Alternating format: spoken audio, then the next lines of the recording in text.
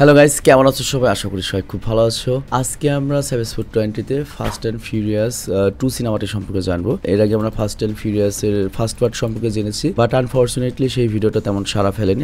সেরকম দর্শক পছন্দ করেনি। তবে তারপরেও আমরা এটার সেকেন্ড পার্ট এনেছি। তো সেকেন্ড পার্ট যদি ভালো হয় তাহলে আমরা চেষ্টা করবো আর কি থার্ড পার্ট আনার জন্য। আপাতত আমরা এই ভিডিওটা দেওয়ার পরে ফাস্ট অ্যান্ড ফিউরিয়াসের যে সিরিজটা ওটা হোল্ড করবো আর কি। তবে চিন্তার কোনো কারণ নেই, সাইবেসফুড 20-তে রেগুলারলি আমরা নতুন নতুন ভিডিও দিয়ে ট্রাই করতে থাকবো যে কোনটা তোমরা পছন্দ করো। তো যাই হোক, ফাস্ট অ্যান্ড ফিউরিয়াস 2 সিনেমাটি মূলত ওই ফ্র্যাঞ্চাইজে পরে যোগ হয়েছে। অ্যাকচুয়ালি এটা একটা সোলো সিনেমাই ছিল, কিন্তু পরে যখন ফ্র্যাঞ্চাইজি সিদ্ধান্ত নেয় তারা রেগুলারলি আরো এরকম সিনেমা আনবে, তখন আর কি এটাকে জুড়িয়ে দেয় আর কি যে ফাস্ট অ্যান্ড ফিউরিয়াস 2 হিসাবে। তো যাই হোক, এই সিনেমাটি তৈরি করা হয়েছিল 2003 সালে এবং ওই সময় সিনেমাটি নির্মাণে ব্যয় হয়েছিল 750 কোটি টাকা এবং বক্স অফিসে আয় করেছিল মোটামুটি 2500 কোটি টাকার মতো। তো বুঝতেই পারছো যথেষ্ট লাভজনক সিনেমা, মানে ওই সময় পোলাপানগুলো গাড়িটারি খুব পছন্দ করতো আর কি। তো যাই হোক, চলো আমরা দেখি এই সিনেমাটি এবং দেখি আমাদের কাছে কেমন লাগে সিনেমাটি। তবে তার আগে একটা ব্রেক থাকলে ব্রেকটা স্কিপ করে তোমরা মূল ভিডিওতে যাও। অ্যাজ ইউজুয়াল যেটা করো, ডিসক্রিপশনে যাও, ড্রশনে ক্লিক করে মূল ভিডিওতে যাও। হ্যালো গাইস, তোমরা কি বোরিং ফিল করছো? কিছু ফান দরকার? সো আমরা আজকে এমন একটা অ্যাপ সম্পর্কে জানতে চলেছি যেটা মোস্ট ট্রাস্টেড বুক মেকার, এবং এখানে অনেক ফান রয়েছে, এর সাথে অনেক প্রাইজ জেতারও সুযোগ রয়েছে এবং এখানে তুমি যে কোনো ম্যাচের লাইভ রেজাল্ট দেখতে পারবে এবং ম্যাচ লাইভ দেখতে পারবে এবং এর সাথে তুমি স্কোরও প্রেডিক্ট করতে পারবে। ফর এক্সাম্পল, কোন টিম জিতবে, কত রান করবে, কি স্কোর করবে। আর এখানে চান্স রয়েছে BMW কার জেতার, আইফোন, ল্যাপটপ, এছাড়া অনেক প্রাইজ রয়েছে। আর হ্যাঁ, PSG এবং সেরিয়ার কিন্তু স্পন্সর করেছে এই কোম্পানি, তো এখানে কোনো সন্দেহের কিছু নেই। আর তাছাড়া এখানে নতুন কিছু গেম এসেছে, যেমন ক্র্যাশ এবং নিউ চিকেন রোড গেম, যেখানে ইজিলি গেম খেলে জেতা পসিবল। আর এখানে রেজিস্ট্রেশনের জন্য আমাদের যে প্রোমো কোডটা রয়েছে, যেটা স্ক্রিনে দেখানো হয়েছে, এটা ইউজ করলে 12,000 টাকা পর্যন্ত তুমি ফি পেতে পারো। এর সাথে ফ্রি স্পিনও পাবে তুমি তোমার ফার্স্ট ডিপোজিটে, এবং তুমি ইজিলি এখান থেকে উইথড্র করতে পারবে পেটিএম, ব্যাংক, বিকাশ, ক্যাশ, রকেট এবং আদার ইজি মেথডে। তো আর দেরি না করে আমাদের যে পিন কমেন্ট রয়েছে সেখান থেকে তুমি যেতে পারো রেজিস্ট্রেশন করতে, এবং যে প্রোমো কোডটা দেওয়া রয়েছে সেটা ইউজ করে বোনাস জিততে পারো। তো ব্রেক শেষে আমরা মূল ভিডিওতে চলে আসলাম। তো এই সিনেমার শুরুতে আমাদের আমেরিকার মায়ামি শহর দেখানো হয়। ভাইস সিটি গেম যারা খেলেছো, ওই সিনেমার যে সিটি, সেই সিটিটা দেখানো হয় এবং সিনেমার কাহিনীটা অনেকটা ভাইস সিটির মতোই। তো এখানে একটা গাড়ির রেস করা হচ্ছে, আর এখানে অনেকে তাদের নামি দামি গাড়ি নিয়ে এসেছে। আর এরপরে পুরো রেসের অর্গানাইজার আসে, মানে যে রেস গুলো করায়, আর তার নাম হচ্ছে তেইস পার্কার বা এই ধরনের কোনো একটা কিছু বড় চুলের। এবং ওর আরেকটা পরিচয় আছে, সেটা হচ্ছে জাস্টিন বিবারের বেবি বেবি যে গানটা রয়েছে, সেই গানের যে র্যাপার লুডাক্রিস, সে আর কি এটা। তো যাই হোক, সে এসে সবাইকে এখানে রেসের নিয়ম সম্পর্কে জানিয়ে দেয়, আর তিনি বলেন তোমাদের এই পুরো শহর ঘুরে আবার এখানে আসতে হবে, এবং যে এখানে সবার আগে আসতে পারবে সেই রেসে লাগানো সকল টাকা পাবে। তো এখানে শুধুমাত্র 3 জন রেসার রয়েছে আর একজন কম রয়েছে। তো তখন ওই পার্কার করে কি, তার সবচেয়ে বিশেষ একটা খাস লোককে কল করে, আর তার নাম হচ্ছে ব্রায়ান ও কর্নর, আমাদের সবার প্রিয় পল ওয়াকার। তো যাই হোক, এখানে পার্কার করে কি ব্রায়ানকে বলে, বন্ধু যদি টাকা কামাইতে যাও তাহলে তাড়াতাড়ি আমাদের কাছে চলে আসো, এখানে চমৎকার একটা রেস হচ্ছে। তো ব্রায়ান আর সময় নষ্ট না করে মাত্র 4 মিনিটের মধ্যে রেসে চলে আসে। আর ব্রায়ান আসার পরে 4 জন প্রতিপক্ষ একে অপরের সামনে রয়েছে, আর 1, 2, 3 বলার সাথে সাথে একটা ধামাকাদার রেস শুরু হয়ে যায়। আর আমরা তো জানি এই ফাস্ট অ্যান্ড ফিউরিয়াস ফ্র্যাঞ্চাইজি মূলত এই গাড়ির জন্যই আর কি, বা দ্রুত গতির রেসিং এর জন্যই পরিচিত। তো যাই হোক, এখানে আমরা রেসের মধ্যে দেখতে পাই একে অপরকে হারানোর জন্য তাদের গাড়িতে থাকা নস বা নাইট্রাস অক্সাইড সিস্টেমকে অন করে হারানোর চেষ্টা করছে, এবং এই লড়াইয়ের একটা পর্যায়ে একজন তো তার নিয়ন্ত্রণ হারিয়ে সেখানে অ্যাক্সিডেন্ট হয়ে যায়। আর 3 নম্বরে রয়েছে সুকি নামের একজন, আর 2 নম্বরে রয়েছে হচ্ছে আমাদের ব্রায়ান, আর 1 নম্বরে রয়েছে অন্য কোন একটা রেসার, এবং সে তার সকল নস খুলে দিয়েছে। আর ওইটা দিয়ে সামনে বড় একটা ব্রিজ জাম্প করার চেষ্টা করবে। অ্যাকচুয়ালি এই রেসটিকে আরো বেশি উত্তেজনাপূর্ণ করার জন্য এই ব্রিজের টুইস্টটা রাখা হয়েছিল। তো যাই হোক, 1 নম্বর পজিশনে যে ছিল সে ব্রিজ জাম্প করার আগেই আমাদের এই কাহিনীর প্রধান চরিত্র ব্রায়ান ও কর্নার করে কি হাই ভোল্টেজের নস চালু দিয়ে, সবগুলো নস একবারে চালু দিয়ে জাম্প করে কি একবারে রেসটা জিতে যায়। আর এরপরে এই টাকাগুলো ব্রায়ান ও কর্নার তার পার্টনার পার্কারের সাথে কিছু পার্সেন্টেজে ভাগ করে নেয় এবং আনন্দ করতে থাকে। কিন্তু তখনই এখানে পুলিশের রেইড হয়ে যায়, এবং এইখানে আমরা পুলিশদের হাতে একটা নতুন ডিভাইস দেখতে পাই, যেটা হচ্ছে অটো মেকানিক্যাল অ্যাটাক ডিভাইস, যেটা গাড়িতে লাগলেই ওই গাড়ির পুরো ইলেকট্রিক সিস্টেম থেমে যাবে, আর এই কারণে গাড়িটা বন্ধ হয়ে যাবে। তো এই জন্য যেটা হয়, ব্রায়ান ও কর্নারের গাড়িটা থেমে যায় এবং পুলিশ তাকে ধরে থানায় নিয়ে যায়। তো ব্রায়ানকে ধরে চেক করার পরে তারা জানতে পারে যে লস অ্যাঞ্জেলসে যে ঘটনাগুলো ঘটেছিল সেখান থেকে পালিয়ে গিয়েছিল, মানে ফাস্ট অ্যান্ড ফিউরিয়াসের যে প্রথম কাহিনীটা। তো অনেক জিজ্ঞাসাবাদের পরে তারপর এখানে এজেন্ট বিলকিন্স চলে আসে, আর সে ফার্স্ট পার্টও ছিল, তো তারা তো পূর্ব পরিচিত। তো বিলকিন্স আবার আগে থেকে ব্রায়ানকে অনেক পছন্দ করতো এবং বিশ্বাস করতো। তো সে ব্রায়ানকে বলে যে দেখো, তোমার দ্বিতীয় একটা চান্স দেওয়া উচিত, তুমি যদি আমাদের পাশে থাকো তাহলে তুমি যে শাস্তি পাওয়ার কথা বা যে অপরাধ করেছো সব মাফ করে দেবো, ক্রিমিনাল রেকর্ড সব শেষ করে দেবো। তো এই কথা শোনার পরে ব্রায়ান করে কি তাদের কথা হ্যাঁ জবাব দেয়, আর বলে আমাকে আসলে কি করতে হবে। তো এরপর বড় একটা স্ক্রিন দেখিয়ে তাকে বলা হয় এইটা হলো এই শহরের সবচেয়ে বড় একজন মাফিয়া, যার নাম হচ্ছে কার্টার ভ্যারন। আর সে যে শুধুমাত্র মাফিয়া তা নয়, তার রাজনৈতিক অনেক প্রভাব রয়েছে এবং টাকা পাচার করতে এবং স্মাগলিং করতে সে সবার চেয়ে এগিয়ে। তো তোমার কাজ হচ্ছে টাকা পাচার করতে ওকে হাতে নাতে ধরতে হবে, কারণ আজ পর্যন্ত ওকে আর কখনোই আমরা হাতে নাতে ধরতে পাইনি, এবং সে এত ধনী এবং এত লবিং যে আমরা সন্দেহভাজন হিসেবে তাকে ধরলে প্রতিবারই উকিল এসে তাকে ছাড়িয়ে নিয়ে যায়। তো ব্রায়ান তখন বলে আমি এই কাজ কিভাবে করব। বিলকিন্স তখন জানায় দেখো এই কাজ করার জন্য অলরেডি আমাদের একজন সিক্রেট এজেন্ট যার নাম হচ্ছে মনিকা, সে কার্টার ভ্যানরের বাড়িতে রয়েছে তার গার্লফ্রেন্ড হিসেবে, এবং সে কার্টারের সকল তথ্য দিয়ে আমাদেরকে হেল্প করে এবং সে তোমাকে সাহায্য করবে এই ব্যাপারে। আর তাছাড়া আমাদের আরো একটা পুলিশ অফিসার, সে সার্বক্ষণিক তোমার অ্যাসিস্ট্যান্ট হিসেবে থাকবে। তো ব্রায়ান সেই পুলিশ অফিসারকে নেওয়ার আগে, মানে অ্যাসিস্ট্যান্ট হিসেবে নেওয়ার আগে ওর টেস্ট নেয় এবং কয়েকটা প্রশ্ন করে। তো ব্রায়ান জিজ্ঞাসা করে আমি যদি একটা ড্র্যাগ রেস করি, মানে ছোট রেস করি, তাহলে ওখানে 24 লিটারের সিলিন্ডার লাগবে নাকি 48 লিটারের? তো পুলিশ না বুঝে ভুল উত্তর দেয়। তো এই কারণে ব্রায়ান বলে আপনার এই পুলিশ আমার দরকার নেই, ও আরো আমার কাজ নষ্ট করে দেবে, আমার এমন একজনকে চাই যে আমার মতোই পুংট এবং আমার সাথে এই মিশনে থাকতে পারবে। তো সেই হিসেবে ব্রায়ান আর এজেন্ট বিলকিন্স করে কি মাঠে চলে আসে, এবং এখানে আমরা দেখতে পাই একটা খেলা হচ্ছে যেখানে সবাই যার যার বানানো গাড়ি নিয়ে এসেছে, মডিফাইড গাড়ি, এবং একে অপরের সাথে ধাক্কাধাক্কি করে জেতার চেষ্টা করছে।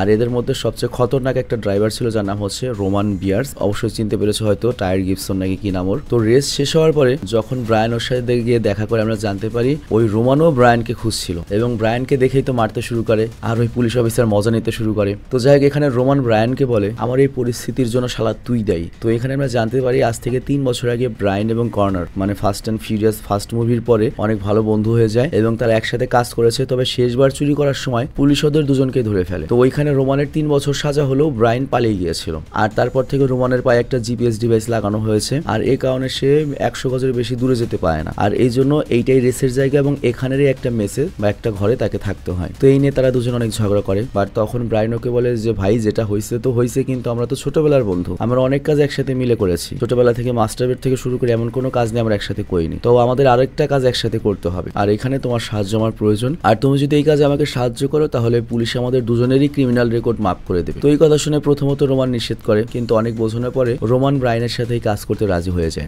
আর এরপর তারা সেখান থেকে চলে আসে হচ্ছে মায়ামির পুলিশ হেডকোয়ার্টারে। আর এখানে আসার পরে তাদের সাথে সিক্রেট এজেন্ট মনিকার দেখা হয়, এবং হলিউড সিনেমাতে মনিকা কিন্তু খুবই পরিচিত একটা ফেস, যার অ্যাকচুয়াল নাম হচ্ছে ইভা মেন্ডেস। তো সেখানে আসার পরে তাদের সাথে দেখা হয় সিক্রেট এজেন্ট মনিকার সঙ্গে। তো মনিকা তখন তাদেরকে বলে যে কার্টার ভ্যারন হল শহরের সবচেয়ে বড় মাফিয়া, আর বর্তমানে তার হাই পারফরমেন্স কয়েকজন ড্রাইভার লাগবে, আর তোমরা যদি এই কাজে তার মন জয় করতে পারো তাহলে তোমরা তার টিমে যোগ দিতে পারবে, এবং এরপর আমরা খুব সহজেই তাদেরকে ধরতে পারবো। তো এরপর ব্রায়ান আর রোমান বলে আমাদের কাছে তো ভালো কোনো গাড়িই নেই, ড্রাইভারের কাজ আমরা কিভাবে পাবো? আর তখন পুলিশ করে কি ওদের দুজনকে নতুন দুটো গাড়ি দেয়, মানে যেগুলো আর কি অন্য কারো কাছ থেকে অবশ্যই ধরেছিল, এবং বলে এই গাড়ি দুটো তোমাদের এই মিশনের সফলতা অর্জন করতে সাহায্য করবে। তো এরপর তারা 3 জন কার্টার ভ্যারনের বাড়ির উদ্দেশ্যে রওনা দেয়, আর সেখানে দেখা যায় অনেক ড্রাইভার এসেছে, মানে অনেক গ্যাং এসেছে। তো অনেক অপেক্ষার পরে ফাইনালি সেখানে কার্টার ভ্যারন চলে আসে, এবং সে বলে আমি তোমাদের সবাইকে একটা জরুরি কাজের জন্য ডেকেছি, আমার একটা প্যাকেজ রয়েছে যেটা এখান থেকে 20 মাইল দূরে রয়েছে, আর আমার যে ফেরারি গাড়িটা ছিল সেটাকে পুলিশ ধরে ফেলেছে,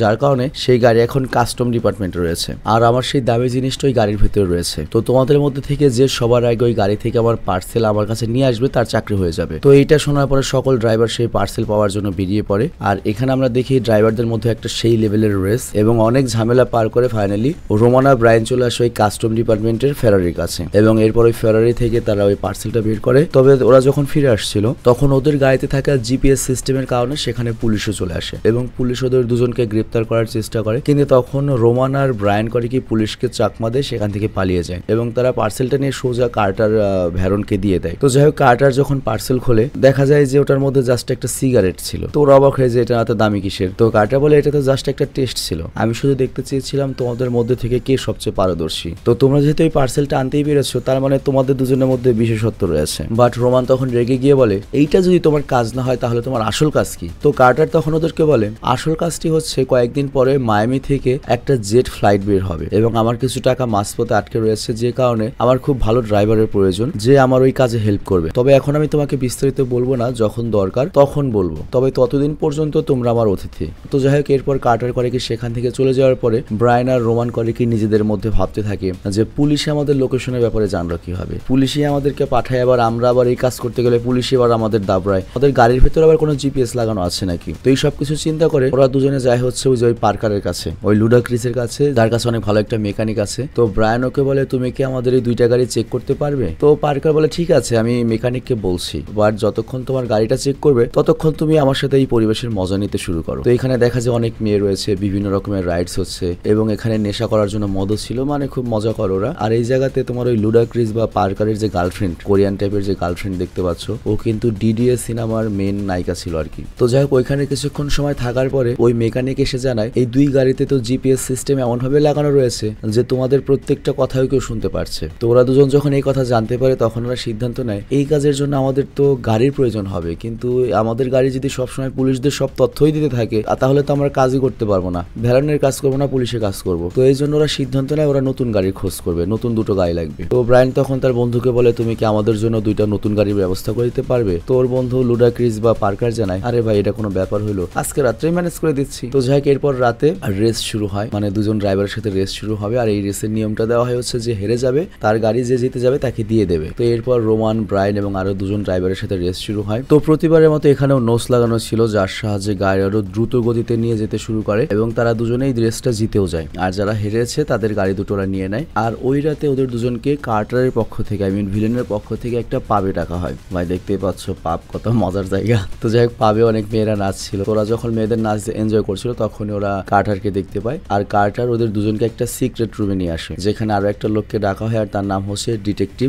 হোয়াইটওয়ার্ড। সে আসলে পুলিশের সোর্স ছিল এবং একসময় কার্টার ভ্যারনের সাথে কাজও করতো। তো যাই হোক, ভ্যারন ওকে ধরে এবং বলে তুই তো আগে আমার সাথে কাজ করতি, তবে এখন আমার সাথে কাজ করা বন্ধ করে দিয়েছিস। লোকটি তখন বলে তোমার সাথে আগে যখন কাজ করেছি তখন তো একটা লেভেল ছিল, বাট তুমি এখন মার্ক করা একটা মাফিয়া হয়ে গিয়েছো, তো প্রশ্নই আসে না তোমার সাথে আমি কাজ করব। তো তখন ভেনোর রেগে যায় এবং লোকটির উপর প্রতিশোধ দিতে লোকটার শার্ট খুলে দেয় এবং একটা ইঁদুরকে লোকটার পেটের উপর রেখে বালতি দিয়ে ঢাকে আর তারপর বালতির উপরে হট করার একটা মেশিন দিয়ে গরম দিতে থাকে। তো এখানে কার্টার বলে দেখ, ইঁদুর যখন জীবন বাঁচানোর চেষ্টা করে তখন সে করে কি নিচের দিকে যায়, তো এর মানে এই গরমে ও নিজেকে বাঁচাতে তোর পেট ছিঁড়ে তোর পেটের ভেতরে চলে যাবে। তো তোকে আমার দরকার, কিন্তু তুই যদি কাজে না লাগিস আমার তাহলে তোর বেঁচে থাকার কোনো দরকার নেই। তো এখন তুই চিন্তা কর তুই হ্যাঁ বলবি না না বলবি। তো বুঝতেই পারছো সিচুয়েশনটা কি। লোকটা তো পুরো ভরকে যায় এবং বলে আমি রাজি, মানে যান বাঁচান তো ফরজ। তো যাই হোক, এরপর কার্টার বলে 3 দিন পরে আমার কিছু জিনিস যেগুলো সাউথের পথে রয়েছে সেখান থেকে আমার ড্রাইভার সেই জিনিসগুলো বের করে আনবে, কিন্তু আমি চাই না পুলিশ তাদের পিছু করুক, তো পুলিশ থামানোর কাজ হচ্ছে তোর। তো ওই লোকটি তখন রাজি হয়ে যায় আচ্ছা ঠিক আছে আমি দেখবো। আর এর পরের দিন আমরা দেখি ব্রায়ান আর রোমানের রুমে মনিকা চলে আসে এবং সে জানায় 2 দিন পরে তোমরা যে চুরিটা করবে সেটার মধ্যে মারাত্মক বিপদ রয়েছে। কার্টার ভ্যারন যখন মাল তার হাতে পাবে তখন কিন্তু তার বডিগার্ডটা তোমাদের মেরে ফেলবে। আমি চাই না তোমরা এই কাজ করতে যাও, কারণ এই কাজ করতে গেলে তোমাদেরকে নিশ্চিত মরতে হবে। কিন্তু আমরা ওই সময় দেখতে পাই মনিকার পিছু করতে করতে কার্টার ভ্যারনেরও কিছু বডিগার্ড চলে এসেছে, মানে হয়তো এখন কার্টার ভ্যানেরও মনিকাকে সন্দেহ করছে। কিন্তু এরপর এরা এসে যখন রুম চেক করে তখন ওরা মনিকাকে খুঁজে পায় না, কারণ মনিকা ততক্ষণে এখান থেকে পালিয়ে গিয়েছে। আর এরপর আমরা দেখতে পাই সন্ধ্যায় রোমান আর ব্রায়ান চিন্তা করে থাকে তারা এখন কি করবে। যদি তারা পুলিশের সাথে থাকে তাহলে ভ্যারন মেরে ফেলবে, আবার যদি ভ্যারনের সাথে থাকে পুলিশ ওদের সারা জীবনের মতো জেলে ভরে দিবে। তো এখন কি করা যায়? তো এরপর ওরা দুজন অনেক ভেবে একটা নতুন প্ল্যান করে, কিন্তু এই প্ল্যানটা কি এটা সম্পর্কে আমরা পরে জানতে পারবো। তো এইভাবেই 2 দিন পার হয়ে যায় আর আজকে সেই দিনটা চলে এসেছে, মানে চুরির দিন। তো ব্রায়ান আর রোমানকে সাউথ বিচে গিয়ে মাল বের করে আনতে হবে আর এই কাজে তাদের পেছনে ভ্যারনের 2জন বডিগার্ডও রয়েছে। তো এরপর তারা 4 জন চলে আসে সাউথের বিচে এবং সেখানে অনেক বড় একটা ট্রাকের ভেতরের দেয়ালে অনেক টাকা লুকিয়ে রাখা ছিল, যেগুলোকে 2 বডিগার্ড বের করে ব্যাগে ভরে। আর তারা সেখান থেকে যখন পালাতেই যাবে তখনই সেখানে পুলিশ চলে আসে। অ্যাকচুয়ালি রোমান আর ব্রায়ানই টেকনিক করে আর কি পুলিশকে ওই জিপিএস লোকেশনটা দিয়েছিল, মানে ইচ্ছে করে এই গাড়িটা নিয়ে এসেছে। তো এই কারণে পুলিশ ওদের পিছু করে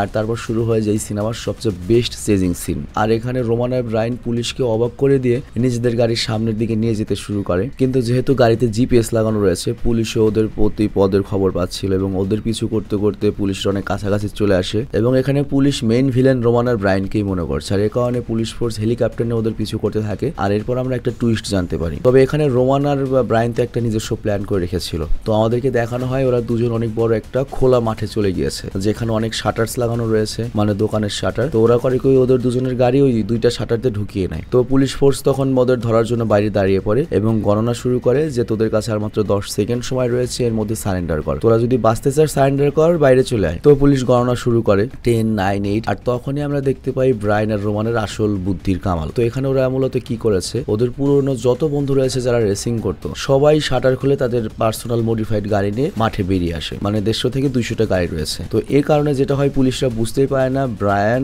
আর রোমানের গাড়িটা কোথায়, এমনকি হেলিকপ্টার দিয়ে এমনকি জিপিএস সিস্টেমে কোনো খোঁজ পাওয়া যায় না। তো আসলে হয়েছে কি, ওরা লুডাক্রিসকে এবং ওর গার্লফ্রেন্ডকে দিয়েছে হচ্ছে ওই জিপিএস এলা গাড়ি, আর ওই যে এর আগে রেসিং এর রাতে যে 2টো গাড়ি জিতলো সেই 2টো গাড়িতে করে ওরা বেরিয়ে এসেছে। তো এইভাবে ওরা করে কি পুলিশের নজর থেকে বেরিয়ে যায় আর ধরা পড়ে হচ্ছে ওর বন্ধু তেজ পার্ক পার্কার আর ওর গার্লফ্রেন্ড সুকি। তবে সুকিকে আমি বিশ্বাস করি সবারই ভালো লাগছে আর কি। তো যাই হোক আরো প্ল্যান কিন্তু ওদের বাকি রয়েছে। তো যাই হোক ওরা মূলত প্ল্যান করেছিল ওরা চুপচাপ ভেরন পর্যন্ত যাবে আর তারপর এবং পুলিশকে সিক্রেট লোকেশনটা দেবে, মানে ভেরনকে হাতে নাতেই টাকা সহ ধরিয়ে দেবে। কিন্তু ভেরন তো এত বোকা নয়। ওদের মধ্যে থেকে একটা বডিগার্ড উল্টো ব্রায়ানকে বলে আমাদের তো প্লেন দিয়ে নয় বরং ক্রুজ শিপ দিয়ে যেতে হবে, আর এই কারণে আমাদের প্ল্যানে পরিবর্তন করতে হয়েছে। তো তোমরা এয়ারপোর্টে নয় তোমরা ক্রুজ শিপের ওই দিকে যাও, কারণ ভেনরকে আমরা সেখানেই পাবো। তো বুঝতেই পারছো এখানে আমাদের নায়করা যে প্ল্যান করেছে ওটা কাজে লাগলো না। এখন আর কিছু করার নেই কারণ বডিগার্ডদের কাছে পিস্তল রয়েছে। তো ব্রায়ান সেখানে যায় আর তখন ভেরন ওকে ধরে এবং বলে রোমান কোথায়, মানে আরেকজন, মানে রোমান কোথায়। ব্রায়ান বলেও হয়তো রাস্তায় রয়েছে ও চলে আসবে, বাট তখন ভেরন ওর দুইটা বডিগার্ডকে বলে টাকা পেয়েছো, টাকা পেলে ওকে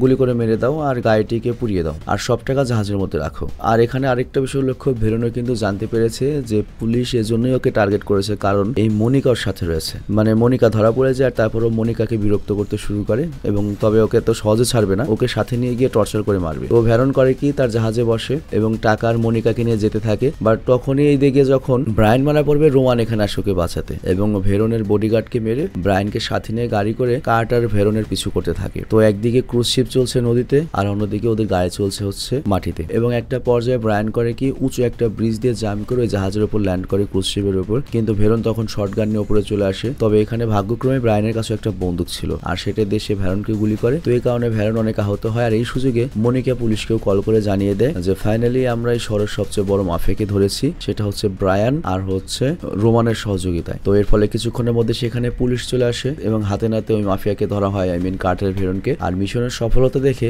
এজেন্ট বিলকিন্স ব্রায়ান এবং রোমানের সাজা পুরোপুরি মাফ করে দেয়, মানে ওদের ক্রিমিনাল রেকর্ড আগের সব শেষ, চিন্তা করো, এবং বলে তোমরা এখন মুক্ত, এখান থেকে যেখানে ইচ্ছা সেখানে যেতে পারো। তো যাই হোক এখানে রোমান আর ব্রায়ান তো খুশি, কিন্তু ব্রায়ান তখন বলে সাজা তো মাফ হয়েছে ভাই, কিন্তু টাকার গাড়ি ছাড়া আমরা কয়দিন বাঁচবো। বাট রোমান তখন ওর শার্ট উঁচু করে দেখিয়ে বলে আরে শালা আমি কি পাগল নাকি, এখনো দেখ $2 লাখ চুরি করে রেখে দিছি, মানে 2 কোটি টাকা চুরি করে রেখে দিছে, গাড়িও কিনবো টাকাও আছে। আর এখানে এই সিনেমাটি শেষ হয়ে যায়। তো যাই হোক সিনেমাটি হয়তো ওই সময় আন্দাজে অনেক বেশি ইন্টারেস্টিং ছিল, বাট 2025 সালে এসে সিনেমাটি আমার কাছে আহামরি মনে করো ওইরকম কোনো কিছু মনে হয় নাই। আর তাছাড়া সত্যি বলতে ফাস্ট অ্যান্ড ফিউরিয়াস সিনেমা মূলত এক্সপ্লেনের জন্য নয়, ফাস্ট অ্যান্ড ফিউরিয়াস সিনেমাগুলোই মূলত রেসিং, সাউন্ড ট্র্যাক এবং হচ্ছে তোমার ওই যে গাড়ি টাড়ি, মানে অনেক কিছুর ব্যাপার আছে, কমেডি থেকে শুরু করে তোমার ইমোশন সব ধরনের জিনিস আছে যেটা তুমি এক্সপ্লেনে ঘোরার ডিমও ভালো লাগবে না। তো আমি two fast two furious actual সিনেমাটা দেখেছি, সিনেমাটা যদি তুমি হিন্দিতে দেখো এখনো ভালো লাগবে, কিন্তু ফাস্ট অ্যান্ড ফিউরিয়াস এর যে কোনো সিনেমা তুমি যদি এক্সপ্লেনে দেখো অত ভালো লাগবে না। তো যাই হোক আমি বিদায় নিচ্ছি এবং ফাস্ট অ্যান্ড ফিউরিয়াস এর সিনেমা আমরা কন্টিনিউ করবো না ডিসকন্টিনিউ করবো এটা আমরা দেখতে পাবো হচ্ছে এই ভিডিওটা